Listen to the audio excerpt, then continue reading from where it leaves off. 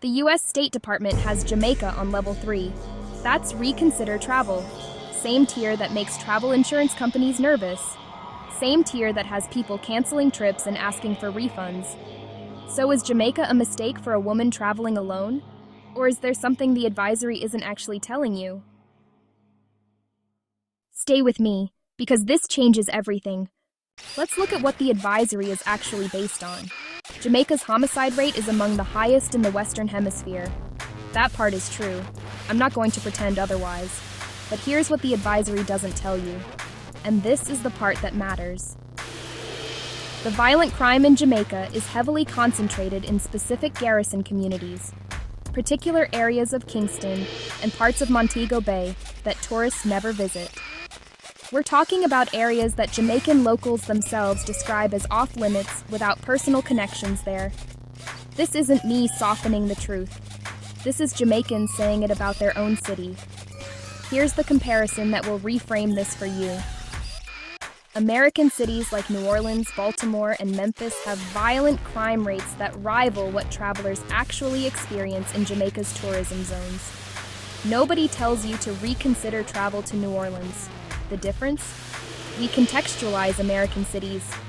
With international destinations, we often don't. Does that mean Jamaica is risk-free?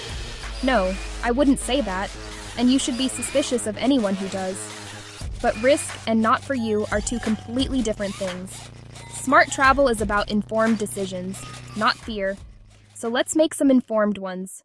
Here are the specific zones where solo female travelers consistently report safe, incredible, memorable experiences.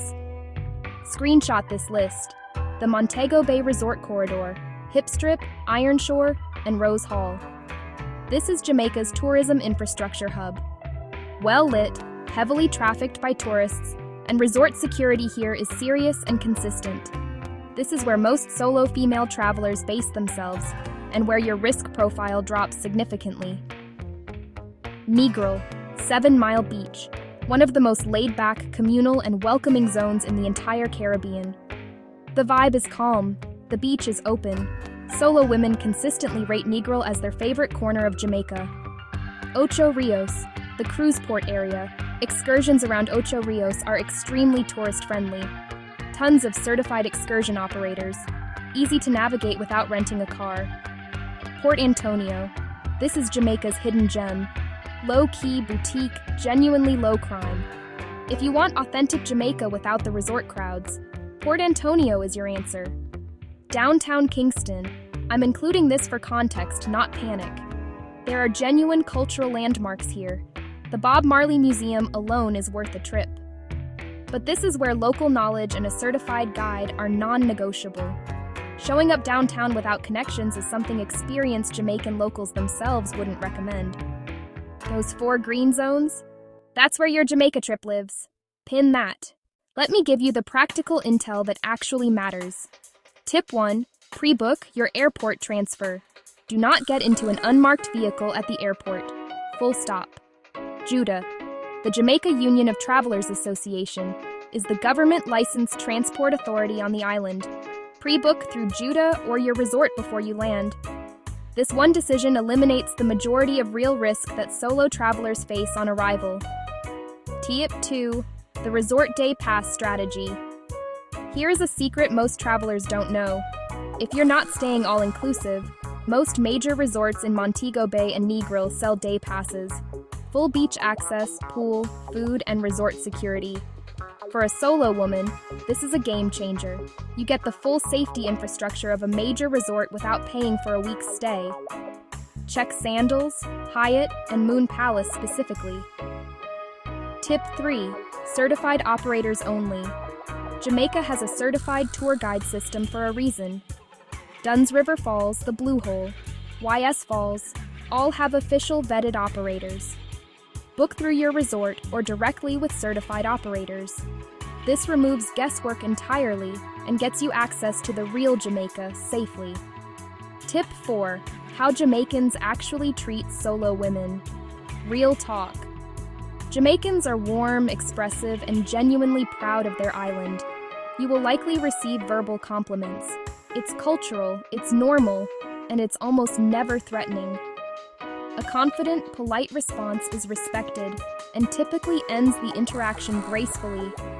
The vast majority of solo women who've been to Jamaica say the people, not the beach, not the resort, the people were the best part of their trip. Now I want to talk about the Jamaica that no travel advisory will ever capture. The smell of jerk chicken coming off a roadside drum pan. The kind of smell that stops you mid-step and reminds you that food can be an experience. Blue Mountain coffee, grown at over 7,000 feet in the mountain mist, considered one of the finest coffees in the world. You don't just drink it, you taste where it comes from. The blue hole in Ocho Rios, a color of water you don't believe exists until you're standing in it. Jamaican patties, festival, ackee and saltfish, rice and peas made the way Jamaican grandmothers have been making it for generations. This is food with a story, and the story is worth tasting. The music. Reggae didn't just come from Jamaica, it changed the world. Bob Marley isn't a poster on a college dorm wall. He is a cultural legacy that Jamaicans carry with quiet, enormous pride. One love isn't a slogan here, it's a worldview. And the people, joyful, funny, fiercely proud of what they've built on this island. No country deserves to be reduced to its crime statistics. Jamaica is alive, Jamaica is joyful, and Jamaica is absolutely worth your flight. Here's my real talk verdict. Is Jamaica completely without risk? No. No destination is. Smart travel is about managing risk, not pretending it doesn't exist. Is Jamaica uniquely dangerous for solo women compared to other Caribbean islands? Not when you're in the right zones, using pre-booked transport, booking certified excursions, and making informed decisions. Jamaica doesn't score the highest on raw safety. That's honest. But on value, culture, and experience? Nothing in the Caribbean touches it. The women avoiding Jamaica out of fear are missing one of the most culturally rich, joyful, and flat-out beautiful places on this earth. And that's the real talk.